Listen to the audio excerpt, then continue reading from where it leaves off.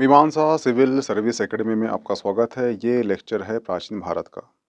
अभी हाल ही में आपका मध्य प्रदेश पीएससी 2025 का प्री है। इस प्री की दृष्टि से जो महत्वपूर्ण फैक्ट हो सकते हैं प्राचीन भारत के वन लाइनर, ठीक है, उसको इसमें इंक्लूड किया गया है, ठीक है। तो ये लेक्चर में जितने भी आपको फैक्ट मिलेंगे उसे आप याद कर लेना, ताकि अगर पीएससी में क्वेश्चन आते हैं, ये फैक्ट वो हैं जो पीएससी में क्वेश्चन आ चुके हैं, यूपीएससी में क्वेश्चन आ चुके हैं या वनडे एग्जाम में क्वेश्चन आ चुके हैं। उन जो एग्जाम में जो फैक्ट हैं इसमें इंक्लूड किया गया है। इसमें सारा जो प्राचीन भारत है उसको इंक्लूड किया गया है। ये लेक्चर 1 या लेक्चर 2 में पूरा कवर हो जाएगा, ठीक है। तो प्लीज़ लेक्चर वॉच कीजिए। चलिए, इस लेक्चर में हम सिंधु सभ्यता, वैदिक सभ्यता, वैदिक उत्तरकाल, मौर्योत्तर काल, मौर्य उत्तरकाल, शुंग वंश, गुप्त उत्तरकाल, त्रिपक्षीय संघर्ष और जो दक्षिण भारत के राज्य हैं चोर चेल पांड्य, इन सभी के जितने भी वन लाइनर इफेक्ट हो सकते हैं इसको इसमें इंक्लूड किया गया है, ठीक है। सबसे पहले समझते हैं हड़प्पा सभ्यता और वैदिक सभ्यता के बीच में अंतर क्या है। हड़प्पा सभ्यता का जो काल है वो 2500 से 1500 ईसा पूर्व के मध्य है। जो वैदिक सभ्यता का काल है वो 1500 से 600 ईसा पूर्व के मध्य है। जो हड़प्पा सभ्यता है ये पूर्ण नगरीय सभ्यता थी और कास्ट से प्रधान सभ्यता थी, और जो वैदिक सभ्यता है ये ग्रामीण और लौह प्रधान सभ्यता थी। ध्यान रखना, जो वैदिक काल है इसके अंतर्गत ऋग्वैदिक काल, उत्तर वैदिक काल है, ठीक है। और जो उत्तर वैदिक काल, ऋग्वैदिक काल का जो विभाजन हुआ है, जो डिवाइजन हुआ है, ये हुआ है लोहे की उत्पत्ति के कारण हुआ है। क्वेश्चन कई बार आ चुका है कि ऋग्वैदिक काल और उत्तर वैदिक काल के बीच में जो विभाजन हुआ है ये किस कारण से हुआ है, क्योंकि उसमें लोहे की उत्पत्ति हो गई थी। लौह क्रांति आने के बाद कृषि क्रांति में बूम आ गया। कृषि क्रांति से वाणिज्य जो अर्थव्यवस्था है उसका विकास हुआ। इसीलिए ऋग्वैदिक काल और उत्तर वैदिक के बीच में जो लोहे की उत्पत्ति हुई है 1000 बीसी में, ये महत्वपूर्ण स्थान रखता है। हड़प्पा सभ्यता जो है ये मात्र सत्तात्मक थी, और जो इनकी जो पूजा पद्धति थी ये मूर्ति पूजक समाज था। हुआ क्लियर। और जो वैदिक सभ्यता है ये पितृ सत्तात्मक समाज था यहाँ का, और ये गैर मूर्ति पूजक समाज था। हुआ क्लियर। हड़प्पा सभ्यता का ज्ञान जो है पुरोहित की खोज से आरंभ होता है, और जो वैदिक सभ्यता का ज्ञान है ये साहित्य से प्राप्त होता है। हुआ क्लियर।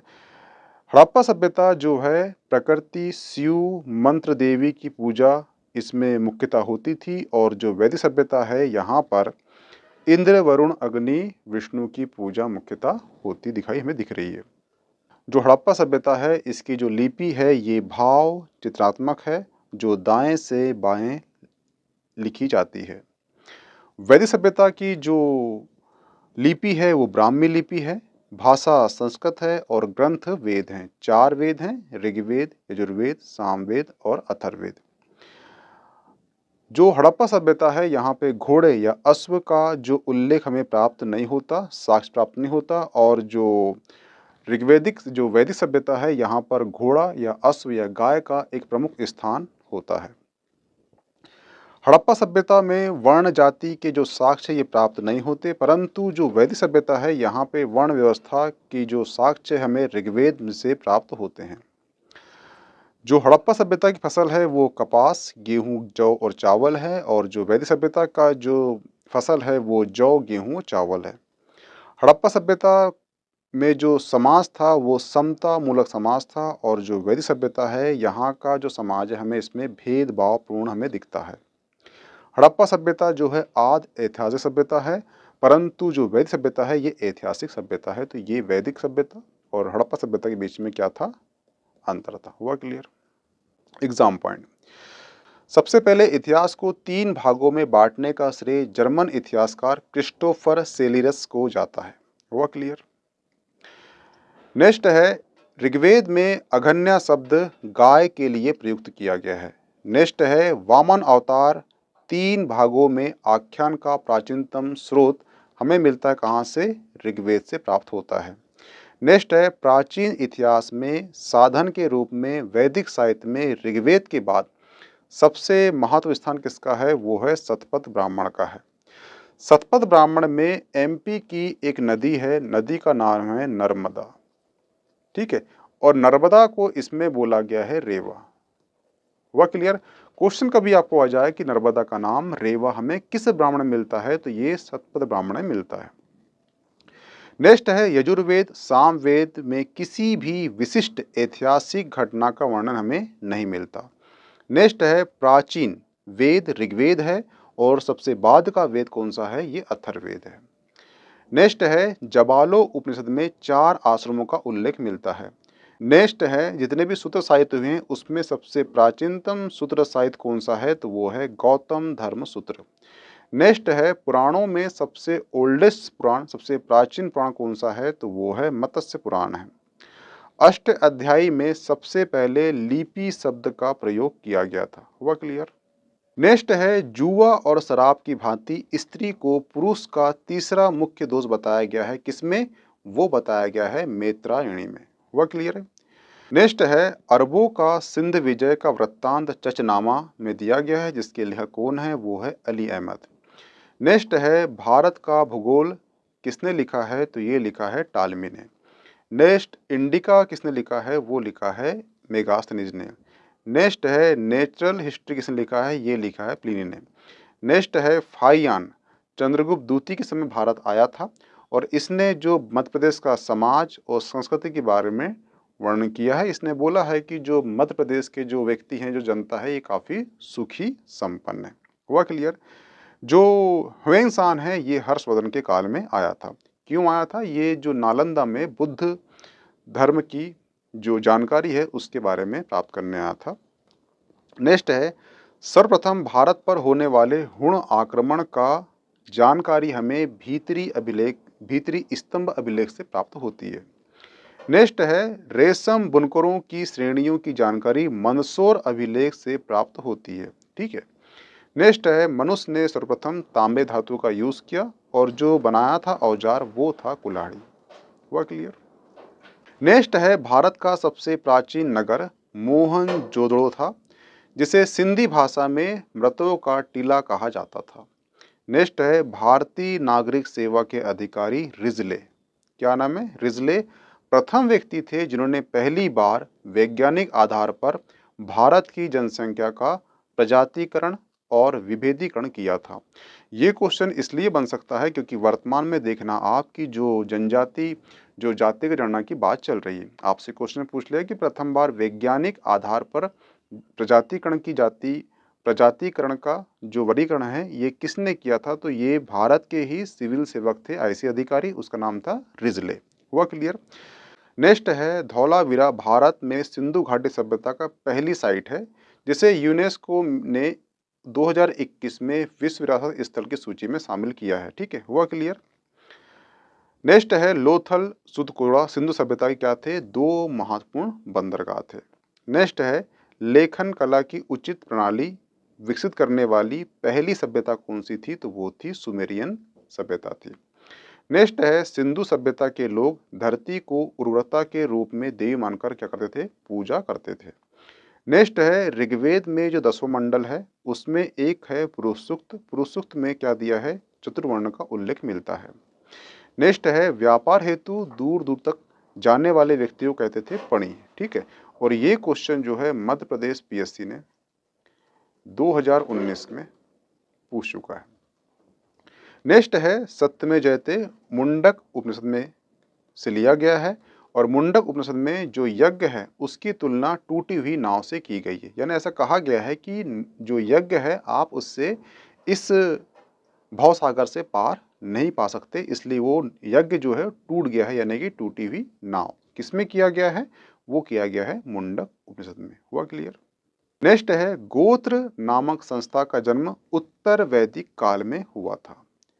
नेक्स्ट है वेदांत दर्शन में उपनिषद, भगवद गीता, ब्रह्म सूत्र को ज्ञान का प्रमुख स्रोत माना जाता है। इन तीनों को सामूहिक रूप से क्या बोलते हैं, प्रस्तांत्रयी बोलते हैं। इस शब्द को आप टिक लगाकर ध्यान रखना। नेक्स्ट है जैन धर्म के संस्थापक प्रथम तीर्थंकर कौन है, वो हैं ऋषभदेव हैं। ध्यान रखना 2 जैन तीर्थंकर हुए हैं, एक हुए हैं ऋषभदेव और एक हुए हैं अरिष्टनेमि। इन दोनों का उल्लेख हमें कहाँ मिलता है, ये ऋग्वेद में मिलता है। क्वेश्चन आपसे बनाया कि ऐसे कौन से तीर्थंकर हैं 24 में से जिनका उल्लेख ऋग्वेद में मिलता है, तो ये कहाँ मिलता है, कौन से हैं वो? एक है ऋषभदेव और एक है अरिष्टनेमि। जो अरिष्टनेमि हुए हैं भगवान श्री कृष्ण के बड़े पिताजी के बेटे थे। इनका संबंध किससे बताया गया है? अरिष्टनेमि। क्वेश्चन आपको यह है कि किस जैन धर्म तीर्थंकर का संबंध भगवान श्री कृष्ण से है? तो वो है अरिष्टनेमि। नेक्स्ट है, जैन धर्म ने अपनी आध्यात्मिक विचारों को सांख्य दर्शन से ग्रहण किया है। ठीक है, देखना जो सांख्य दर्शन है वहां पे तत्वों की संख्या कितनी है? वो है 25। हुआ क्लियर? इसमें से एक है प्रकृति और एक है पुरुष। जब पुरुष और प्रकृति मिलते हैं तो 23 तत्वों का जन्म होता है और इससे ही क्या बनता है? जगत बनता है। ठीक है, अब 23 तत्व हो गए, किसके? प्रकृति के हो गए। एक प्रकृति हो गई, एक पूजा हो गई, एक पुरुष हो गया। इस प्रकार से कितने हो गए? 25 हो गए।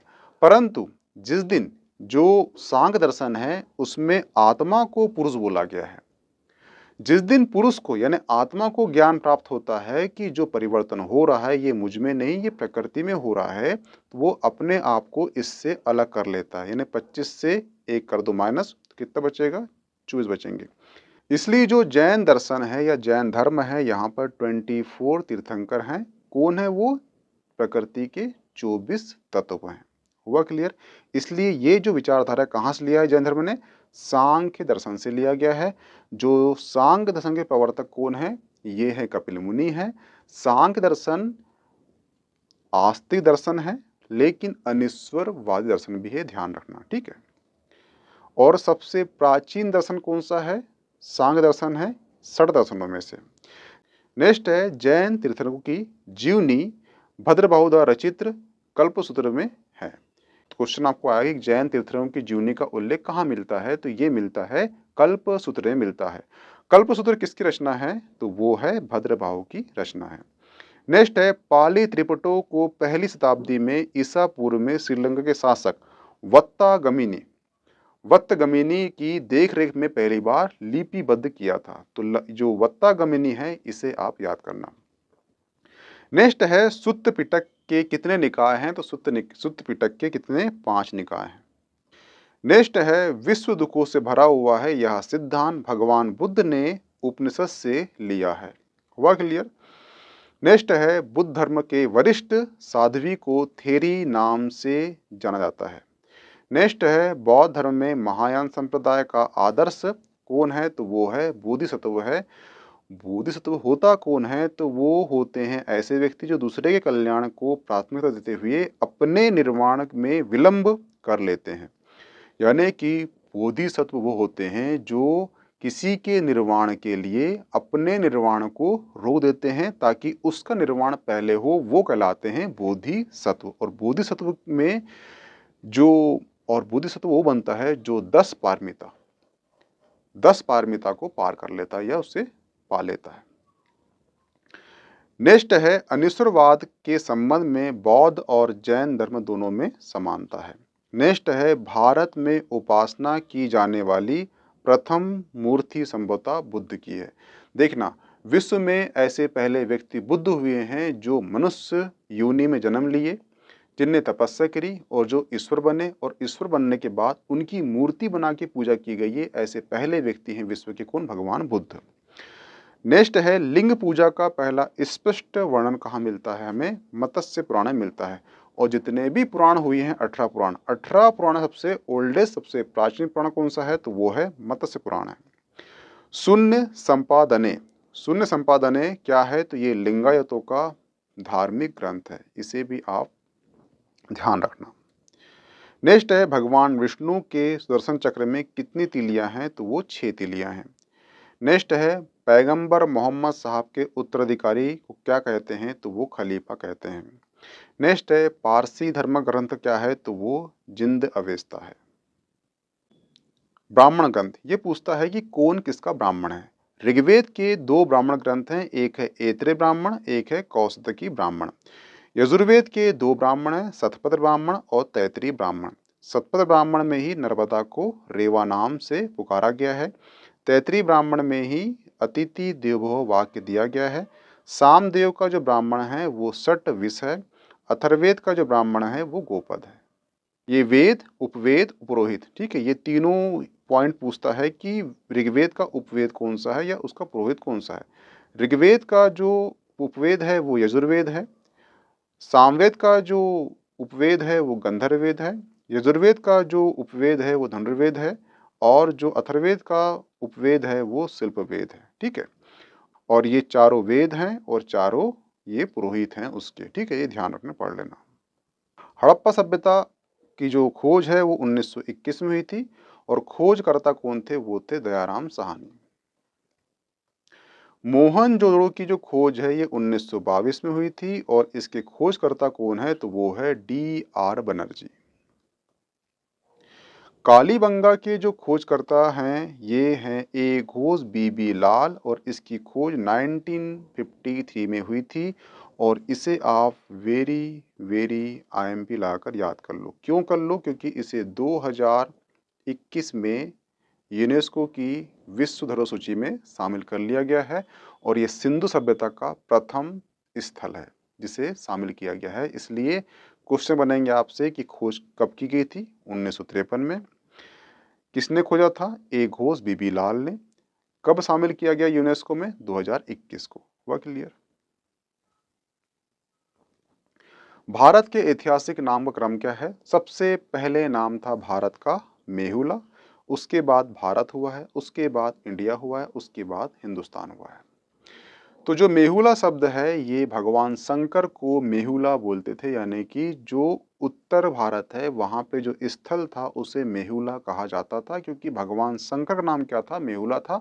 भगवान शंकर कौन है? तो आदि पुरुष है, जिसके जन्म का पता ना हो उसे हम कहते हैं आदि पुरुष और वो योगी हैं इसलिए हम आदि योगी कहते हैं भगवान शंकर को। हुआ क्लियर? भारत नाम का जो उल्लेख है ये बहुत से ग्रंथों में अलग अलग मिलता है। तो ये है, कुछ कहते हैं कि भरत कबीले के आधार पर भारत पड़ा है, कुछ कहते हैं दुष्यंत और मेघा का पुत्र कौन था? भरत था। ऋषभदेव के बड़े पुत्र का नाम भरत था। मनु के नाम पर भरत पड़ा है। राजा दशरथ के पुत्र कौन थे? वो भरत थे। और भारत वर्ष जो नाम हमें कहाँ मिलता है? ये हाथी गुफा शिलालेख में मिलता है। ये किसका शिलालेख है? ये खारवेल का शिलालेख है, ठीक है। इंडिया नाम जो है ग्रीक भाषा से मिला, यानी कि ग्रीक से हमें क्या मिला है? इंडिया मिला है।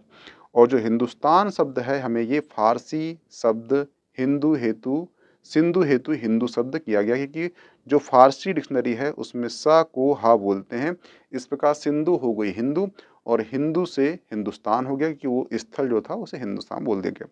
एक कॉन्सेप्ट ये है कि जो हिमालय का ही है और जो हिंद महासागर का दू है, ही और दू के बीच में जो स्थल है हिंदुस्तान उसे कहते हैं। ये भी कॉन्सेप्ट है, ठीक है। तो ये इतना याद रखना कि ये जो फैक्ट याद रखना कि भारतवर्ष जो है हाथी गुफा अभिलेख मिलता है और जो हाथी गुफा अभिलेख है ये कलिंग राजा खारवेल का है। भारत में दर्शन हुए हैं 9, जिसमें से 3 नास्तिक हैं और 6 आस्तिक हैं। जो नास्तिक हैं वो हैं जैन, बौद्ध, चारवाक। नास्तिक का मतलब यहाँ पर ये है कि जो वेदों को नहीं मानता, वेदों की सत्ता को नहीं मानता, उसे कहते हैं नास्तिक। और जो वेदों को मानता है तो उसे कहते हैं आस्तिक। भारत में आस्तिक नास्तिक का संबंध ईश्वर से बिल्कुल नहीं है। भारत में आस्तिक नास्तिक का संबंध जो है वेदों से। हुआ क्लियर? ठीक है। जो 6 आस्तिक हैं इसे ही कहते हैं षड दर्शन। आपसे क्वेश्चन आया कि सांख्य दर्शन जो है इसके प्रवर्तक कौन है? कपिल मुनि। योग के दर्शन के प्रवर्तक कौन है? महर्षि पतंजलि। न्याय दर्शन के प्रवर्तक कौन है? गौतम। वैश्विक दर्शन के प्रवर्तक कौन है? कणाद। मीमांसा दर्शन के प्रवर्तक कौन है? वो है जैनमी। वेदांत दर्शन के प्रवर्तक कौन है? वो है बृहदारण्य। ठीक है, हुआ क्लियर? ध्यान रखना इसमें से एक है सांख्य दर्शन और एक है मीमांसा दर्शन। ये ऐसे 2 दर्शन हैं जो अनिश्वरवादी दर्शन है। ये 2 दर्शन ऐसे हैं जो आस्तिक प्लस अनिश्वरवादी दर्शन है। अनिश्वरवादी कहने का मतलब ये है कि ये ईश्वर की सत्ता को नहीं मानते, सांख्य और मीमांसा। और इन 6 दर्शनों में सबसे प्राचीनतम दर्शन कौन सा है? तो वो है सांख्य दर्शन। हुआ क्लियर? वेदों की प्रणाली, जिसमें 4 वेद हैं, वेद त्रयी हैं। वेद त्रयी का कहने का मतलब है कि इसमें ऋग्वेद, यजुर्वेद, सामवेद, अथर्ववेद इसमें नहीं है और इसमें 3 वेद है, उसको वेद त्रयी कहते हैं। 4 वर्ण है, 4 आश्रम है, 4 पुरुषार्थ है, 16 संस्कार है। ये क्वेश्चन मध्य प्रदेश पीएससी में पूछ चुका है। 2 महाकाव्य, 1 रामायण, 1 महाभारत, 18 पुराण है। सबसे प्राचीन पुराण कौन सा है? मत्स्य पुराण है। 108 उपनिषद है, जिसमें से 12 या 13 प्रमुख है, ठीक है। और विवाह कितने प्रकार के होते थे प्राचीन में? वो 8 प्रकार के विवाह होते थे। ये संख्या कई बार क्वेश्चन में पूछ लेता है, तो ध्यान रखना। नेक्स्ट है, वेदों के खंडन के कारण भगवान बुद्ध को नास्तिक कहा गया है। नेक्स्ट है, बुद्ध का जन्म जो है 563 ईसा पूर्व में हुआ है। नेक्स्ट है, प्रथम गुरु बुद्ध के कौन थे? वो अलार कलाम थे। नेक्स्ट है, भगवान बुद्ध को निर्वाण या ज्ञान प्राप्त कहाँ हुआ है? तो ये बोध गया बिहार में हुआ है। प्रथम उपदेश बुद्ध ने कहाँ दिया था? वो सारनाथ में दिया था। नेक्स्ट है, बुद्ध को महापरिनिर्वाण मृत्यु 443 में ईसा पूर्व में कुशीनगर में यूपी में हुई थी। इनकी जो मूल शिक्षा है वो 4 आर्य सत्य है। जो बुद्ध धर्म है, जो बाद में डिवाइड हो गया था, 2 संप्रदाय बन गए थे उसके, एक है हीनयान, एक है महायान। जो बुद्ध धर्म है उसका प्रमुख ग्रंथ है वो है त्रिपिटक। और बुद्ध भगवान के जो प्रधान शिष्य थे वो थे आनंद। और त्रिरत्न है बुद्ध धर्म के, एक है बुद्ध धर्म संघ। और जो बुद्ध का अंतिम उपदेश दिए गए थे वो कुशीनगर में दिया था, किसको? सुबक्ष को। हुआ क्लियर? ये क्वेश्चन पूछता है कि बौद्ध संगति कहाँ कहाँ पे हुई थी, और जब हुई थी तो कौन सा शासन काल था, कौन सा राजा था, ठीक है। जो प्रथम बौद्ध संगति है ये राजगृह में हुई थी, ठीक है। अध्यक्ष कौन था? वो था महाकश्यप। और जो राजा था उसमें वो था अजात शत्रु। द्वितीय संगति हुई थी वैशाली में, और जो अध्यक्ष था वो था सब्बाकामी। और जो शासनकाल था वो था कालाशोक का।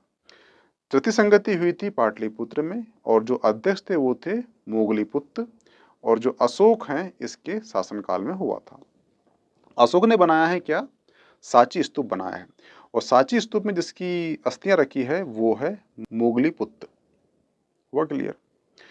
नेक्स्ट है, चतुर्बौद्ध संगति कहाँ हुई थी? ये कुंडलवन कश्मीर में हुई थी। और इसके अध्यक्ष कौन थे? वो थे वसुमित्र। और जो शासनकाल था वो था कनिष्क। हुआ क्लियर? तो इसे ऐसे याद रखना कि राज वैश्य पाट कुल। हुआ क्लियर? आज कल अशोक कहाँ है, ये याद करना ट्रिक है। तो आपको जो भी ट्रिक बनती है सही कर लेना, बाकी इसे याद कर लेना, क्योंकि यहाँ से क्वेश्चन बनते ही बनते हैं। और जब क्वेश्चन आता है तो आपको कन्फ्यूजन होता है, इसलिए लाइन से ट्रिक वाइज कर लेना तो याद रहेगा आपको। नेक्स्ट है, तीर्थंकर की संख्या कितनी है? 24 है। बता चुका हूं आपको कि जैन धर्म जो है सांख्य दर्शन से सिमिलरिटी रखता है। सांख्य दर्शन में 25 तत्व किसके थे? प्रकृति के थे। जो पुरुष है, जो आत्मा है, जो पुरुष है जिसे हम आत्मा कहते हैं, वो पुरुष को जब ज्ञान प्राप्त होता है तो वो 25 तत्वों से अपने आप को अलग कर लेती है। तो वहां बचते हैं 24 तत्व बचते हैं। 24 तत्व बचने के कारण ही जो सांख्य दर्शन से सिमिलरिटी खाता है जैन धर्म में, इसलिए 24 ही क्या है वहां पर? तीर्थंकर है। हुआ क्लियर? जैन दर्शन के प्रथम तीर्थंकर कौन है? तो वो है ऋषभदेव हैं। जैन धर्म अनेकांतवाद स्यादवाद में विश्वास रखते हैं। जैन धर्म के पंच महाव्रत हैं, एक है सत्य, अहिंसा, अस्त्य, अपरिग्रह, ब्रह्मचर्य। नेक्स्ट है, महावीर स्वामी का जो प्रथम उपदेश है ये राजगृह में हुआ था। नेक्स्ट है, बुद्ध धर्म का एक आगंतुर निकाय है, उसमें 16 महाजनपदों का उल्लेख है। ये क्वेश्चन कई बार क्वेश्चन एग्जाम में पूछ चुका है। जो अजातशत्रु है ये बुद्ध के समकालीन थे। नेक्स्ट है, पाटलिपुत्र की स्थापना उज्जैन ने की है। नेक्स्ट है, पुराणों के अनुसार जो नंद थे ये क्षुद्र थे। नेक्स्ट है, जीवक जो है वैद था किसका? बिंबिसार का। और बिंबिसार ने भगवान बुद्ध के लिए जीवक को उनकी सेवा के लिए भेजा था, ठीक है। नेक्स्ट है, जो गणराज्य हुए हैं उसमें से वैशाली की जो लिच्छवी हुई हैं सबसे शक्तिशाली हुई हैं। जैन धर्म की जो 2 संगतियाँ हुई है ये पूछता है। प्रथम कहाँ हुई है? ये पाटलिपुत्र में हुई है, दूसरी वल्लभी में हुई है, ठीक है। और जो प्रथम हुई थी उसमें जो अध्यक्ष थे वो थे स्तुभद्र थे। और जो सेकंड हुई थी उसके जो अध्यक्ष थे वो थे क्षमाश्रवण थे। और जो शासक था वो चंद्रगुप्त मौर्य था। हुआ क्लियर? प्रथम में। नेक्स्ट है, मूर्ति निर्माण गांधार कला जो शैली है यूनान से प्रेरित है। और भगवान बुद्ध की पहली जो मूर्ति थी वो गांधार शैली में ही बनी थी। नेक्स्ट है, कौटिल्य को विष्णुगुप्त या चाणक्य कहा जाता है। नेक्स्ट है, कौटिल्य द्वारा रचित अर्थशास्त्र बुक है, और इसमें 15 भाग हैं और 6000 श्लोक हैं। मौर्यकालीन जो मंत्रिमंडल है उसको कहते थे तीर्थ, ठीक है। नेक्स्ट है, सीता अध्यक्ष जो है कृषि का अध्यक्ष होता था। नेक्स्ट है समाहर्ता जो है राजस्व संग्रह करता था। नेक्स्ट है जो अशोक का 13वां शिलालेख है ये कलिंग युद्ध के बारे में, दक्षिण राज्यों के बारे में और विदेशी राज्यों के बारे में चर्चा करता है। अर्थशास्त्र में 15 अध्याय और 6000 श्लोक थे। नेक्स्ट है श्रेणी जो है ये व्यापारियों के संगठन का नाम हुआ करता था। हुआ क्लियर? नेक्स्ट है हाथी गुफा अभिलेख किसका है तो वो कलिंग के खारवेल का है। यहाँ पर पहली बार हमें भारतवर्ष नाम में प्राप्त होता है। नेक्स्ट है एक्चुअली ये महाभाष्य लेखक कौन है वो है पतंजलि हैं जो शुंग के दरबारी थे। नेचुरल हिस्ट्री किसने लिखा है तो वो प्लिनी ने लिखा है। नेक्स्ट है पहली बार याज्ञवल्क्य और नारद स्मृति में जो महिलाओं के प्रति उदारता का परिचय में मिलता है। नेक्स्ट है कायस्थ लेखक वर्ग होता है ये, इसकी नई जाति के रूप में सर्वप्रथम याज्ञवल्क्य स्मृति में हमें प्राप्त होता है। नेक्स्ट है जो चंद्रप्रदाय की पृथ्वीराज रासो है उसमें बताया गया है कि जो उत्पत्ति हुई थी क्षत्रियों की, चालुक्य, चौहान, गुर्जर, प्रतिहार, परमार, इनकी उत्पत्ति हुई है आबू पर्वत से हुई है। ठीक है, ये क्वेश्चन पूछ सकता है। परमारों की राजधानी धार रही है। ठीक है, और इसमें सबसे महत्वपूर्ण राजा हुए हैं राजा भोज। राजा भोज को कमल और तलवार दोनों के धनी कहा जाता था। वह क्लियर? इसमें एक राजा हुए हैं राजा मुंज। राजा मुंज जो हैं ये सिंधुराज हैं उनको मिले थे। कहाँ पर? उज्जैन के जंगल में। वो जिस घास में मिले थे उस घास को बोलते हैं मुंज घास, इसलिए उनका नाम रखा गया राजा मुंज, जो बड़े होकर पृथ्वी वल्लभ, श्री वल्लभ नाम की उपाधि धारण करे। नेक्स्ट है धार नगरी में निर्मित सरस्वती मंदिर यादगार धरोहर है। नेक्स्ट है जो चंदेल वंश है इसके संस्थापक कौन है वो राजा नन्नुक है। और सबसे प्रतापी राजा कौन हुए हैं किसमें? चंदेल वंश में, वो हुए हैं विद्याधर। हुआ क्लियर? नेक्स्ट है खजुराहो के मंदिर का निर्माण चंदेलों ने कराया था। अशोक के शिलालेखों की सबसे पहली खोज टी पेंथलर ने की थी। देखना, एक मस्की अभिलेख है, एक गुर्जर अभिलेख है, एक नेट्र अभिलेख है और एक है गोद गोलम अभिलेख है। इसमें अशोक का नाम है अशोक मिलता है। नेक्स्ट है रुद्रदामन का जूनागढ़ अभिलेख है। ठीक है, और जूनागढ़ अभिलेख में हमें मिलता है किसका? सुदर्शन झील का वर्णन मिलता है कि इसे रुद्रदामन, चंद्रगुप्त मौर्य, अशोक, स्कंदगुप्त ने इसका निर्माण कराया था। नेक्स्ट है संगम साहित्य दक्षिण भारत में तमिल साहित्य है जिसका विकास जो है चोर, चेल, पांड्य राज्यों के संरक्षण में हुआ है। और दक्षिण भारत में सबसे प्रतापी जो वंश था वो था चोल वंश। नेक्स्ट है यजुर्वेद गद्य और पद दोनों में लिखा गया है। नेक्स्ट है नालंदा विश्वविद्यालय की स्थापना कुमारगुप्त ने करवाई थी। नेक्स्ट है विक्रमशिला विश्वविद्यालय की स्थापना धर्मपाल ने करवाई थी। नेक्स्ट है दक्षिण भारत के राज्यों का सर्वप्रथम उल्लेख अशोक के 13वें अभिलेख से हमें जानकारी प्राप्त होती है। नेक्स्ट है ताम्रलिपि पूर्व तट पर स्थित भारत का सबसे बड़ा बंदरगाह था। नेक्स्ट है भूमि अनुदान देने की प्रथा सर्वप्रथम शुरू की थी सातवाहनों ने, और यही जो प्रथा थी गुप्त काल में चरम पे पहुंच गई और गुप्त काल का जो डिक्लाइन है वो ये प्रथा का भी एक कारण है।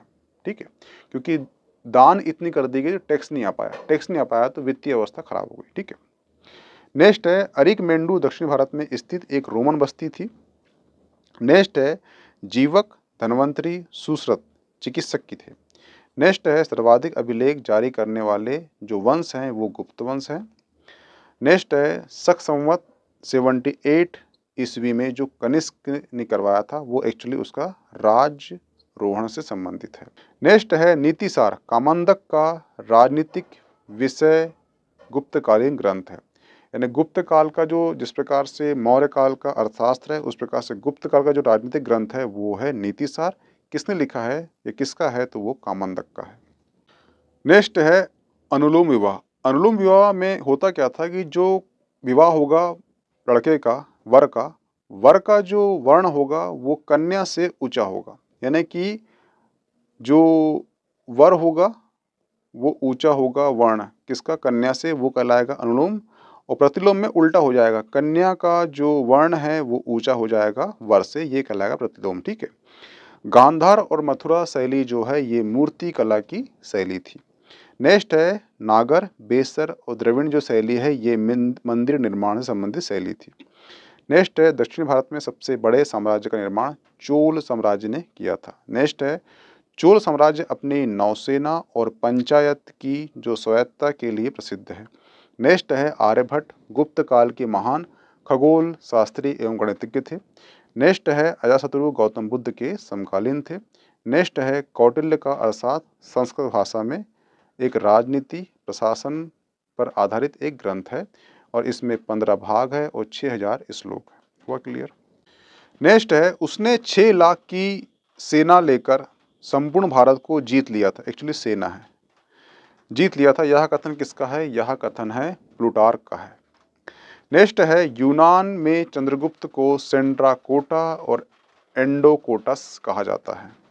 नेक्स्ट है शीशे के सिक्के सर्वप्रथम सातवाहनों ने चलाए थे। और एक फैक्ट याद रखना कि जो सातवाहन है इसका संपूर्ण इतिहास जो है शीशे के सिक्के से प्राप्त होता है। नेक्स्ट है चंद्रगुप्त मौर्य ने श्रवणबेलगोला में उपासना के जरिए प्राण त्याग दी थी। इसे संलेखना विधि कहते हैं। नेक्स्ट है चंद्रगुप्त मौर्य ने जैन धर्म को अपनाया था और अशोक ने बौद्ध धर्म को अपनाया था। नेक्स्ट है खजुराहो मंदिर चंदेल शासक ने बनवाया था, जबकि एलोरा के मंदिर किसने? राष्ट्रकूटों ने बनवाए थे। नेक्स्ट है तंजौर का वृहदेश्वर मंदिर चोल वंश के शासकों ने बनवाया था। नेक्स्ट है वैदिक काल में रत्निन शब्द मंत्रियों के लिए प्रयुक्त होता था। नेक्स्ट है रास्तरंगनी कल्हण द्वारा संस्कृत भाषा में लिखा एक कश्मीर का इतिहास है। देखना जो शंकराचार्य हैं, शंकराचार्य ने 4 मठों की स्थापना की थी। हुआ क्लियर? ठीक है। एक है बद्रीनाथ, एक है द्वारिकानाथ, एक है संग्रेरी और एक है किसमें? अपना पुरी में। हुआ क्लियर? और चारों मठ में 4 जगह पर एक एक वेद रखा है। 4 वेद हैं अपने। ठीक है। तो बद्रीनाथ में रखा है अथर्ववेद, जो द्वारिका में रखा है सामवेद, और जो श्रृंगेरी में रखा है यजुर्वेद, और जो पुरी में रखा है ये ऋग्वेद रखा है। तो ध्यान रखना 4 मठ में 4 वेद रखे हैं। चारों वेद में से कोई पूछ सकता है क्योंकि वर्तमान में इसका इशू बना था इसलिए। ठीक है। 4 मठ 4 वेद आपको याद होना चाहिए।